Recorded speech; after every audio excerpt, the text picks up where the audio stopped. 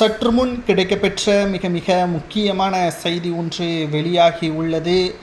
திராவிட முன்னேற்ற கழகத்தின் தலைவரும் தமிழக முதல்வருமான ஸ்டாலின் அவர்கள் 2026 சட்டசபை தேர்தலில் மிகப்பெரிய ஒரு தோல்வியை தழுவார் என்ற புதிய கருத்து கணிப்புகளும் வெளியாகியுள்ளது.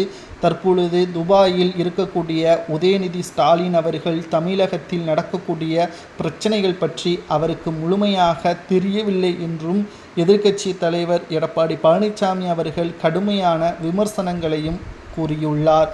உதயநிதி அவர்களுக்கு என்ன தகுதி இருக்கிறது? அவர்களை விட சீனியர்கள் திமுகவில் அதிக பேர் இருக்கிறார்கள்.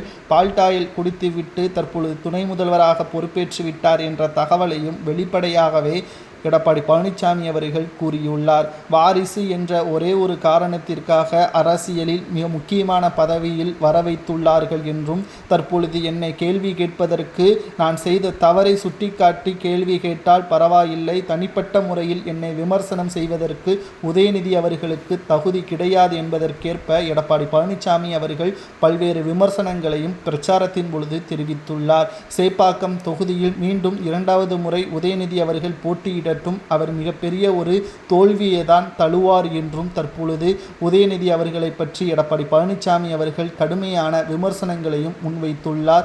எடப்பாடி பழனிசாமி அவர்கள் 2026 சட்டசபை தேர்தலை பொறுத்தளவிற்கு நிச்சயமாக மிகப்பெரிய அளவிலான ஒரு தோல்வி திமுகவிற்கு அமையும். ஏனென்றால் நாங்கள் மெகா கூட்டணியை அமைக்கப் போகிறோம். அந்த மெகா கூட்டணியில் நிச்சயமாக உதயநிதி அவர்கள் மூலமாகவே தோல்வியை திமுக தழுவும். ஏனென்றால் உதயநிதி அவர்கள் செய்த அனைத்து ஊழல்களுக்கு உறுதுணையாக செயல்பட்டதும், மக்களிடம் வளர்ச்சியை பாதிக்கக்கூடிய வகையில் அனைத்து திட்டங்களுக்கும் கோபாலபுரத்தில் உள்ள நபர்களது குடும்பத்தினர்களது பெயர்களை சூட்டியதும் தற்பொழுது மக்களின் கோபத்திற்கு மிக முக்கியமான காரணமாகவே அமைந்துள்ளது.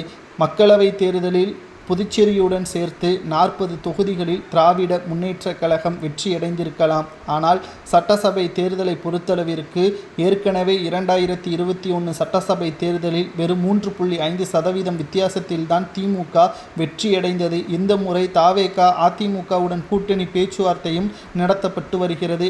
அந்த கூட்டணி உறுதியானால் நிச்சயம் திமுக எதிர்க்கட்சி அந்தஸ்தை கூட இழக்க நேரிடும் என்ற தகவலும் தற்பொழுது கிடைக்கப்பெற்றுள்ளது. பொறுத்திருந்து பார்க்கலாம். ஏனென்றால் திமுகவிற்கு மிகப்பெரிய ஒரு சிக்கலை சட்டசபை தேர்தல் ஏற்படுத்தினால் சிறைக்கு செல்வது உறுதிதான். உதயநிதி உள்ளிட்ட பலருக்கும் சிறை வாசம் கிடைக்கக்கூடிய வாய்ப்பை ஏற்படுத்தும் என்ற தகவல் அரசியல் வட்டாரத்தில் கிடைக்கப்பெற்றுள்ளது. எடப்பாடி கூறியது சரியா தவறா என்பதை கமெண்ட் வாயிலாக கூறுங்கள்.